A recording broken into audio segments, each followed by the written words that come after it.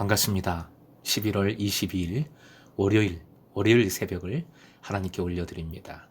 함께 이 땅의 황무함을 보소서 부흥이라는 찬양 함께 부르십니다.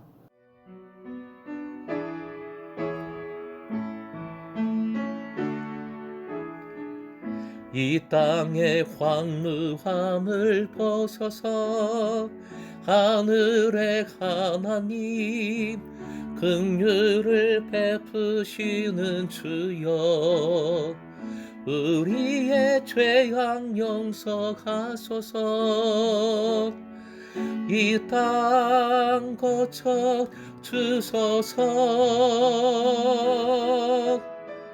이제 우리 모두 하나 되어 이 땅에 무너진 기초를 다시 쌓을 때 우리의 우상들을 태우시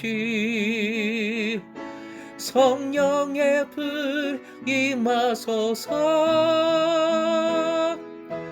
부흥의 불길 타오르게 하소서. 진리의 말씀 이 땅 새롭게 하소서. 은혜의 강물 흐르게 하소서. 성령의 바람 이제 불어와 주의 영광 가득한 새날 주소서. 주님 나라 이 땅에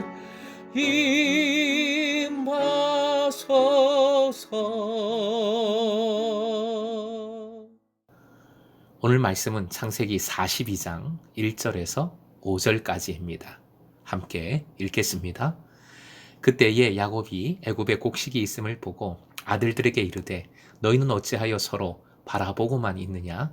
야곱이 또 이르되 내가 들은즉 저 애굽에 곡식이 있다 하니 너희는 그리로 가서 거기서 우리를 위하여 사오라. 그러면 우리가 살고 죽지 아니하리라 하매 요셉의 형 10사람이 애굽에서 곡식을 사려고 내려갔으나 야곱이 요셉의 아우 베냐민은 그의 형들과 함께 보내지 아니하였으니 이는 그의 생각에 재난이 그에게 미칠까 두려워함이었더라.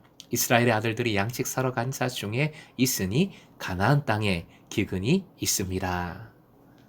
오늘의 기도 제목, 하나님의 자녀로 언제나 당당하게 하소서. 하나님의 자녀로 언제나 당당하게 하소서. 어제 큐티 본문에서의 암시가 오늘 본문에서 현실화되고 있습니다. 각국 백성이 지독한 흉년에 곡식을 구하러 이집트로 들어가 요셉 앞에 나아옵니다. 본문의 1절, 야곱도 소식을 듣고 아들들을 재촉합니다. 야곱은 아들들이 나가서 양식을 사와야 할 때임에도 불구하고 너희는 어찌하여 서로 바라보고만 있느냐, 왜 가만히 있느냐고 하면서 그들의 우유부단함을 지적합니다. 2절, 가서 거기서 우리를 위하여 사오라. 그러면 우리가 살고 죽지 아니하리라 명합니다. 생사가 달린 문제라는 것이지요. 그러니 정보가 잘못되었을 수도 있죠. 애굽에 간다고 해서 곡식을 쉽게 사오리란 보장도 없죠. 너무나 많은 어려움과 문제가 있을 수 있는데 그럼에도 양식을 사와야 할 때 왜 주저하느냐? 속히 애굽으로 가라 명합니다. 야곱의 권위가 분명하게 드러납니다. 야곱은 비록 늙었지만 여전히 가장이며 그의 장성한 아들들은 야곱이 명하는 대로 행합니다. 리더십은 결국 행하게 하는 것이고 움직이게 하는 것이고 또 공동체가 살고 죽지 않기 위해서는 부흥하기 위해서는 주저앉아 있기만 가만히 바라보고만 있는 것이 아니라 가야 함을 새롭게 움직여야 함을 알 수 있습니다. 4절 야곱은 너무 연로해서 가지 않았고 베냐민도 가지 않게 합니다. 재난이 베냐민에게 미칠까 야곱이 두려워했기 때문입니다. 여기서 재난이란 원어의 의미를 보면 어떤 일에 말려들어 생명까지도 잃게 될 수 있는 화에 대해서 사용하는 단어입니다. 베냐민은 이제 예전에 그의 형 요셉과 어머니 라헬이 그러했던 것처럼 야곱이 애지중지하는 사람이고, 요셉과 라헬 모두 여행 중에 이렇지요. 야곱은 여행에 대한 트라우마가 심했을 겁니다. 그러니 재난이라는 용어가 맞지요. 재난, 베냐민을 잃을 수 있겠다, 죽을 수 있겠다 하는 생각으로 사랑하는 베냐민을 보내지 않았습니다. 베냐민은 안 보내고 다른 아들들은 모두 보내니 어쨌든 야곱의 편에는 여전합니다. 본문에서 야곱의 아들들에 대한 표현이 두 가지로 나옵니다. 첫째는 3절이지요. 3절. 다시 한번 읽겠습니다. 시작. 요셉의 형 10사람이 애굽에서 곡식을 사려고 내려갔으나, 요셉의 형들이라고 칭합니다. 곡식을 사려고 요셉의 형들이 이집트로 갑니다. 지도상으로 이집트는 팔레스틴에서 내려가는 것이죠.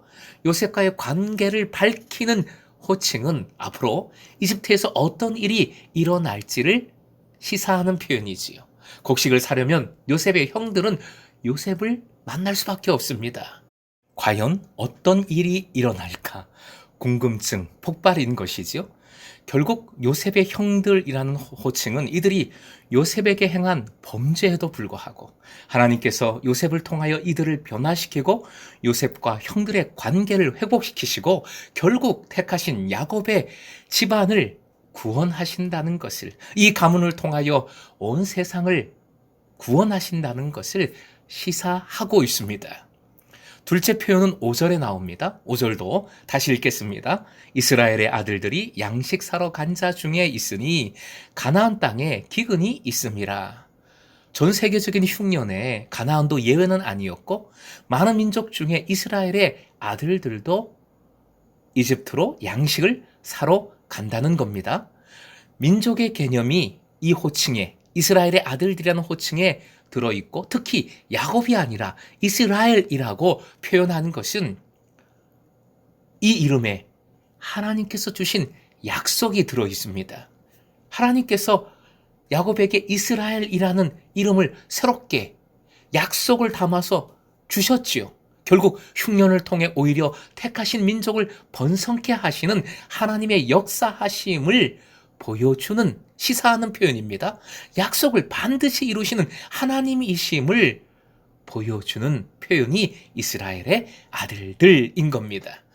사랑하는 금성의 제자 여러분, 요셉의 형들, 이스라엘의 아들들, 이들은 요셉을 팔아넘긴 큰 죄인입니다. 여전히 아버지의 편애로 무시당하는 불쌍한 사람들입니다. 더구나 흉년 속에서 굶어 죽을 것을 걱정하는 상황까지 겹쳐서 사실은 진짜 불행한 인생들이라 할 수 있습니다. 하지만 요셉의 형들, 이스라엘의 아들들이라는 이름에 벌써 주님의 은혜가 들어 있습니다. 하나님의 약속이 들어 있습니다. 하나님께서는 이들을 버리지 않으시고 인도하실 겁니다. 요셉을 통하여 이집트 여정으로 인하여 사하시고 그 죄를 사하시고 다시 살려주시고 결국 변화시키실 겁니다. 후에 큰 민족을 이루게 하시도록 번성케 하실 겁니다. 사랑하는 금성의 제자 여러분, 여러분은 지금 어떤 상황이십니까? 여러분의 자녀들은 또 어떤 상황입니까? 행복한 상황? 믿음을 가지고 앞으로 잘 살아가는 그런 자녀들이 될까요? 또 금성 공동체의 미래는 어떠할까요? 사실은 무척 비관적일 수밖에 없습니다. 영적으로 굉장히 암울한 상황이니까요. 하지만 요셉의 형들, 이스라엘의 아들들이라는 이름을 기억하십시오. 소망이 생깁니다. 소망을 주신다는 약속을 우리는 붙들 수 있습니다. 왜요? 이 이름은 하나님의 은혜와 약속과 인도하심이 들어있는 이름들이니까요.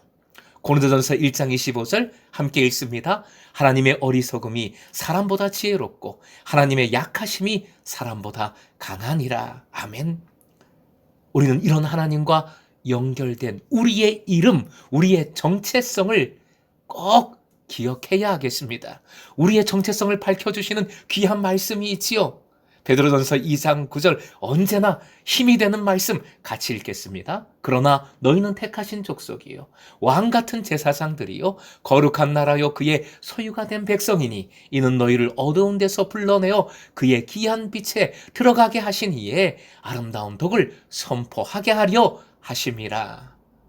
여러분이 어느 누구의 아들이고 어느 누구의 가족이겠지만 예수 그리스도로 인하여 하나님의 아들, 자녀, 가족된 자임을, 소유된 자임을 기억하시기 바랍니다. 믿으시기 바랍니다. 어떤 상황에도 붙드시길 바랍니다.